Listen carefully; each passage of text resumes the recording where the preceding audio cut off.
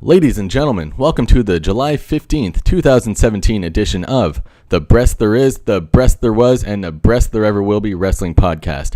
As always, I am your host, Mikey B, WWE, and it's damn true, that I'm a little bit late with my edition this week, so my apologies to my faithful listeners for that. This week kicked off with the first ever pay-per-view title we clearly pulled out of our asses, Great Balls of Fire. Other pay-per-view titles named after songs with no relation to wrestling were also considered.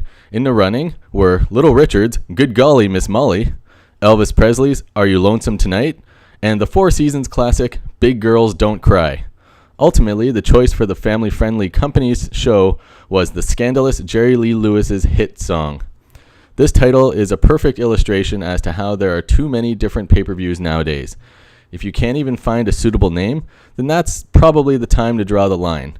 Sadly, Vince McMahon refuses to see any line, and if he somehow did, he would probably say that he owns that line.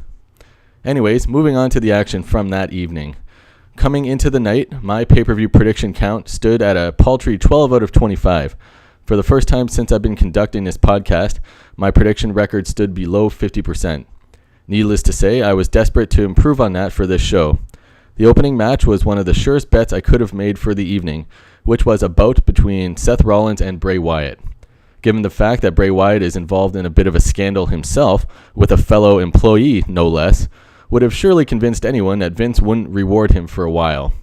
This fact, coupled with Seth Rollins being the new cover boy on the WWE's newest video game, made this match a no-brainer for me. Vince, though, made a fool of everyone as he selected Bray Wyatt to be victorious. The next match contested was between former teammates Big Cass and Enzo Amore. Not much of a surprise here, as I correctly guessed that Big Cass would earn his first victory as a singles competitor. We'll see how soon he gets in the mix with the top talent on Monday Night Raw. The following match was the 30-minute Iron Man match for the Raw Tag Team Championships. I mentioned on my predictions podcast that I believe that this feud will continue until SummerSlam, where I believe the Hardy Boys will be victorious and win their titles back. I did correctly predict that Sheamus and Cesaro would be victorious and retain their titles on this night. The fourth match of the evening annoyed me the most. This should have been a great match between Alexa Bliss and Sasha Banks for the Raw Women's title.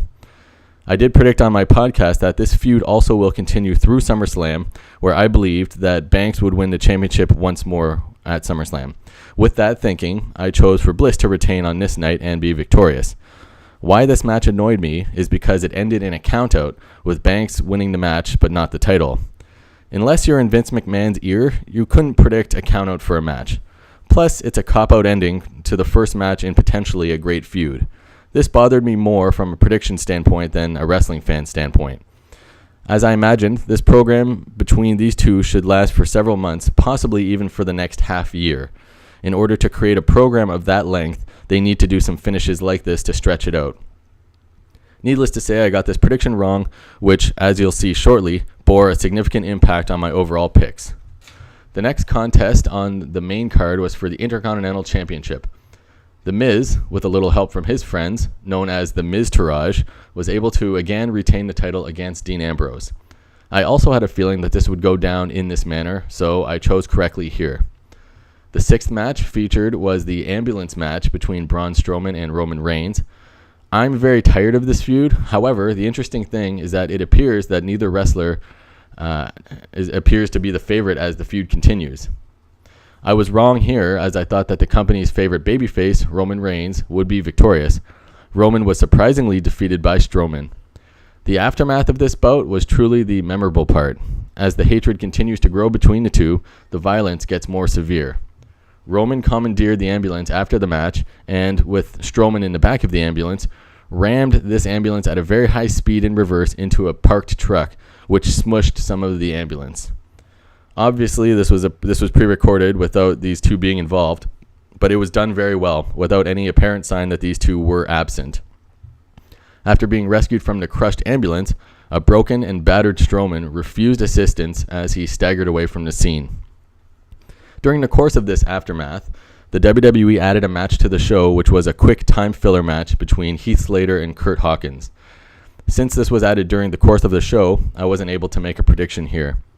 I don't even know why the company added this. The camera was backstage nearly the whole time, including when Slater pinned Hawkins, so the TV audience essentially saw nothing. And now, on to the main event of the night, which featured WWE Universal Champion Brock Lesnar in his first match defending the title since WrestleMania in early April against Samoa Joe. I've said it before and I'll say it again.